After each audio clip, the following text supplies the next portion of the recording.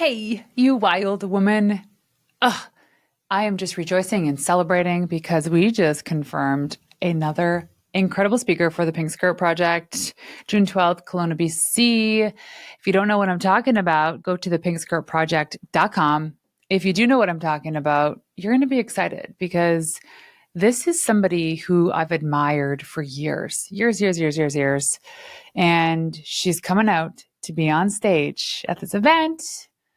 And when I think about it, how I got to this moment of having these incredible guests in the room, speakers on the stage, it all comes down to this: micro moments, little small actions taken on a daily basis that creates big life changes.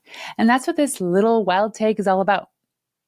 So there's this thing that I want to plant the seed in your brain called the momentum method. The momentum method is all about how sometimes we resist to start something, and I'm going to use weight loss as an example, because we know how long it takes. We know how hard it is to actually achieve the certain weight that we want to achieve. But once you actually get into momentum, you feel that energy, that rush, that high from creating habits that make you feel better. But also when you start to lose the weight is the momentum method. And it's not like cold turkey, although you can start cold turkey. It's really about creating sustainable habits, changing up how you operate on a daily basis, taking baby steps to actually achieve your goal. Now, if you're the kind of person that has the mindset knowing that most things in life take longer than they expect, then you'll be delighted to know that you're probably already following a lot of these steps. But if you're somebody who starts and stops and restarts and stops again and gives up altogether, you have to remember this: everything in life is all about small steps, little baby actions taken on a day-to-day basis that gets you to your results. That's what the momentum method is all about. So let's talk about this. What is the science of momentum? Blah, blah, blah, Renee. It is about habit formation. Our brains are wired to conserve energy. Our brains are wired to take the path of least resistance, which means that we're always wanting to be comfortable. In my last episode, I talked about this, how we're always seeking to find comfort, familiarity. So anything that is new and different, we face this resistance until we start to reach a point of momentum, like a tipping point. When you're losing weight, it's like your first couple pounds that come off and stay off. In business, it's when you increase your price and you start closing deals and people aren't blinking an eye at the cost and you're wondering, what the heck, why didn't I start charging more to begin with? When you, for example, maybe like me, when you establish your ticket prices for your event and it feels like it's going to sting. And there's going to be people that say, no, I can't afford that. Or how dare she charge in US dollars? And once I started getting the ticket sales, we sold out our VIPs like that. We got our title sponsor like that. We got our platinum sponsors like that. Got me thinking, wow, that is the little bit of momentum that we need. So here's what, if anything, I want to leave you today with is that when you're starting something new, whatever journey this is you're going on, starting a business, a podcast, publishing a book, starting a weight loss journey or a fitness or health journey, is hold on for the moment until you start reaching momentum. Because once you get it and you're there, you know something's working, something's hitting. Stay on the course. Don't give up, because it's those little deposits of momentum that create the dopamine. If it's sustainable, it makes it a little bit easier to do. And that's what you need to hold on to, those baby steps to get results. The thing about taking small actions too, like I don't know the people that can quit cold turkey anything. I'm not that kind of person. I need to eventually slowly wean off of things. Like my husband, 13 years ago, we're celebrating his sobriety. He hasn't had alcohol in 13 years. And he just quit cold turkey overnight one day. I can't do that. That's not who I am. But for most people, the small actions reduce the resistance. It reduces that tension and butting up against that hard brick wall because you're just slowly chipping away at it. It's like activation energy. It's that initial push that you need to get started. It's like that first step. You decide that you're training for a marathon, go buy the running shoes that you're going to run the marathon in, and those are the shoes you're going to train in. Put them next to your bed. Put them on top of your phone. Put on the floor, put on top of your phone. Do something that is a small step to get you closer and closer to doing the thing to achieve your results. So for instance, I happened to be training for a half marathon. I realized I'm not at the weekly kilometers I need to be at. So what do? As I say every morning at 6 o'clock, I'm getting on the treadmill. And my minimum is 5 kilometers a day. And if there are days that I miss it, then I have to run that 10 kilometer.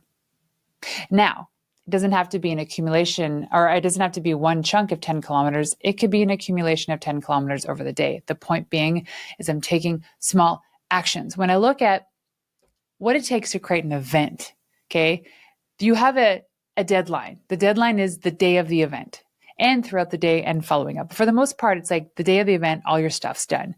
You have a list of all the things you need to do. And when some people look at it, they get so much anxiety. But if you create a work back schedule based on what things are priority and what things take the longest, you can pick away at it.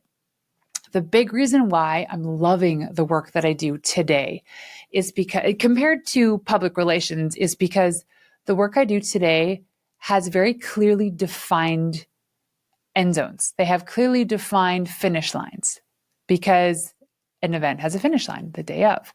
With public relations, it was all day, every day, consistent pitching, following up until you get a win. And you don't know when that or if that's going to even happen. And so with this work, I have not been stressed out about what's actually involved in creating and producing this event. I've been stressed out in making sure that people are going to be happy when they show up, that I'm going to sell the tickets out, and that whatever presence I have in the room or on that stage is exactly what people are expecting. It wasn't about landing sponsors, getting vendors, doing all this stuff. That's actually been quite fun because I started early and I chipped away at all the stuff. We created our own playbook. I didn't download anything from the internet or buy some course on how to run a big event. We created the task list and then we chipped away at it. In all of this, though, the hardest part in anything and chipping away at any action is the initial step. Like taking the first step, it means picking up the phone and calling the person you've been meaning to call, or texting them, or sending that email, or buying the book, or buying the course, or buying the running shoes, or putting out an offer without it being complex. Remember, simple scales. The hardest part is just doing it. The hardest part is making the decision and going for it. So that's kind of like the psychology and science behind momentum. Momentum is about just taking that first step. It's about getting that first win. In podcasting, it was like about getting your first downloads, about getting your first subscribers, about landing that big guest. In social media, it's about creating the strategy and posting content as per schedule. So the next part of this too is understanding the 1% improvement principle. 1% improvement principle. I believe every human being has the capacity to improve 1% every single day. That could mean nutrition. That can mean sleep. That can be water intake. That can mean how much you work or how little you work. 1% every day, something gets better. Does that mean you're going to bed 5 minutes earlier? Drinking a little bit more water, maybe just 1 extra cup. And 1 extra cup is easy because you can just chug it. And there you go. 1% improvement every single day. You build on that. It becomes sustainable habits. It's the compound effect of taking and making effective, tiny improvements. So this approach beats dramatic overhauls for many ways, because dramatic overhauls, sometimes you say quick like a Band-Aid, get it off, but man, it really hurts when you first pull it off. Maybe that's how you operate. For me, it's like take the Band-Aid off, get the adhesive removal, and kind of pick away at it so it's not so painful. Sometimes some things are worth investing in over time versus something that can be really, really hard, like quick like a Band-Aid.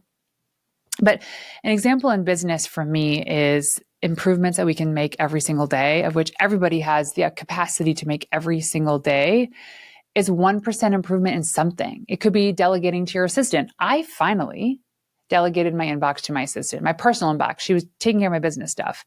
And we've been shooting looms, and I've been training her to really understand like what's important. What do I need to be educated on? What do I need? What do we need to have a call about? What do I need to reply at? And it's like the tiny 1% every single day saying, okay, you know what? I'm just going to give you access to my email. That's it. I'm just going to give you access, get you set up, poke around. The next day is setting up the labels so that when I do process my email, which doesn't happen very often anymore, I can add the labels to the things that she needs to review, and so on. Eventually, these things become keystone habits. You don't even think about it, you're doing them. So keystone habits is something that it's so ingrained in your brain that you don't even know that you do it. For instance, my morning routine: get up, drink some water, eat a little bit of banana, have my coffee, journal, read my 10 pages, and then go for a run on the treadmill. That works for me. It took a while to get to this point. It became a keystone habit. Now, if there's a day that I miss it, like today, because of the jump ahead spring, we had that hour time change. It's affected me. I missed it. And there's part of me that felt so naked because I missed it. But those keystone habits end up being the thing that can make or break you. It's when you see the momentum in doing something, then you create the habits that help support that momentum so you can keep the momentum going. There are going to be mornings, there are going to be days, there are going to be weeks where you're all over the place because of travel, work, stuff that comes up. You have to be okay with that. If you've built up momentum and excellent habits, you can just get right back into it when the time comes. So going back to this, the small actions, if you're somebody who needs to look at the bigger picture, they need to see the 30,000 foot view. That's much like me. I need to know everything that's involved in order to fully understand where I'm going. Sometimes that can be to my detriment because it overwhelms me. But other times it allows me to really see what needs to be done and when, so that I can create that work back schedule, so that I know what tiny actions need to be taken every single day to feel a sense of productivity when I'm done for the day. Like I look at my notes today and I got through pretty much all of the big things that I needed to do today, this episode being one of them. I have 10 minutes left before I have to jump off and head to a dinner date with one of my girlfriends, Tori, who's a previous guest on the show. But knowing that I have this 10 minutes, complete this episode, I can wind down for the day. When I'm done for the day, I close my laptop. Work's always going to be there. There's always going to be something to do. But the point of this is creating these micro habits, these keystone habits. Creating that momentum allows you to be able to do the work that you love to do, get the important stuff done first, and then have time in your day. If you've read the book, Buy Back Your Time, have the time in your day to be able to do the things that fill your love tank, like go out for dinner with friends. So here's what I want you to do. I want you to find something really small, something really easy to do to allow you to create an important habit and start stacking on those habits. So if you feel very all over the place in the morning, you don't have a lot of time, you feel like you're too busy rushing, making your lunch, making your kids' lunch, getting their bags ready, I urge you to pack that stuff the night before. In the evenings, yes, we're tired. We don't really feel like doing anything. We don't really feel like cleaning a kitchen. But my signal for going to bed is when the boys' bags are packed, their water bottles ready to go, their bags are packed for the next day, their lunch is pre-packed in the fridge, and the kitchen is clean. That's my signal that it's time to go to bed. Because there's nothing better than waking up in the morning and having most of that stuff done, knowing that if something went sideways, someone missed the alarm clock, slept in, doesn't feel well, at least the most important things are already done. So what are the habits that you can create today in order to be able to have sustainable momentum? One thing that you can do as a business owner is to start to delegate stuff. And if you do not have an assistant, it has probably been the most epic game changer in my life, not only in helping me with my business and moving the needle for my business, but even that peace of mind in my brain to know that there's stuff that's getting taken care of. If you're somebody that feels like they're productive because they're in your inbox, you're wrong. You're not productive if you're in your inbox. You're not productive because you're at the whim of somebody else's needs, not what you need to actually get done. Now, there are certain industries that doesn't work, public relations being one of them, and that is why I got out of it. But you need to delegate. Hire an assistant. One of the sponsors for the show, Link to VA, what is run by this incredible woman named Amy. She has incredible virtual assistants that are trained to help you with email management, calendar management, social media, content marketing, LinkedIn, lead sourcing, amongst other things. And I'm going to put the link in the show notes below, Linked VA. Go check it out. They have an incredible roster of assistants that are ready to help you get out of your inbox to create momentum in your business so that you can focus on the things that you know drive the needle. So go to linkedva.com. And in closing, here's what I want you to do is to think about, make a list of all the things that you should not be working on, including managing your calendar and your inbox. Figure out who on your team can delegate. And if you don't have anybody, then consider who you could hire to allow this to happen. You do not need to be making $1 million a year to hire an assistant. You need to find somebody who can come in maybe 5 hours a week to get you your time back. And it's not like they're taking over just 5 extra hours of your week. They're not giving you an extra 5 hours of your week, because the way that it works is it compounds. It compounds so that you have 5 more hours a week to work on the things that actually move the needle for your business or in your personal life. And as they get onboarded and the assistant gets properly trained, they're able to start doing more in the same amount of time. And so that 5 hours for you compounds to 6 to 7 to 8 to 10. And then you don't have to actually have the mental load of the things that you normally used to manage. That for women is huge. The mental load carrying around all the tasks and the things that you have to do now are delegated to somebody else, so you don't have to worry about it. For instance, one thing that my husband and I do, we have a house manager. Part of the stuff that she does is she picks the kids up after school at the end of the day. Max takes the bus home, but she still needs to get him from the bus stop. And then Noah needs to get picked up at his school. But because their school ends at 3:30, that kind of cuts my day in half. So if I don't have to do that, I get so much time back. Now, there are days that I do enjoy picking them up, but if there's one thing I can delegate to get my time back in the day is any activity in the afternoon related to the kids that I don't need to be doing. I don't need to be picking them up after school. I don't need to be bringing them to their haircut or their dentist appointment or their practice. Where I want to be is at their games. Where I want to be is doing the activities with them. If I don't need to be there, I delegate that. And so I urge you to find tiny actions that you can do today, right now even. Could be hiring somebody to have your car cleaned and to have it filled up, or getting your office manager to do the things in your office that you normally do that you shouldn't be doing. There's so many things. My sister actually texted me the other day. She's like, I'm overwhelmed. And I said, what's one thing in your personal life and one thing in your business that you can delegate? She's like, I just don't know what to delegate. Surely there's something.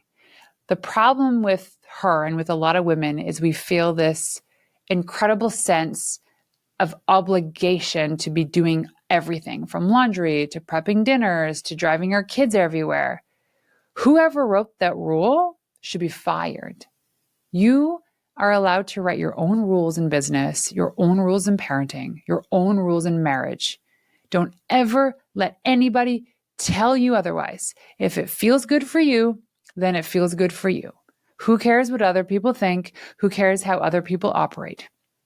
My husband, who wrote the book, Buy Back Your Time, is somebody who doesn't do anything around the house. He's not the kind of guy that enjoys Sunday afternoon house chores. He doesn't do the laundry. He doesn't empty the dishwasher. And you might be thinking, oh my God, Renee, what a terrible husband. What a terrible man. No, because he gives me so much in so many other areas of my life that it's actually the best gift. And I don't have to clean up after him because we have a house manager.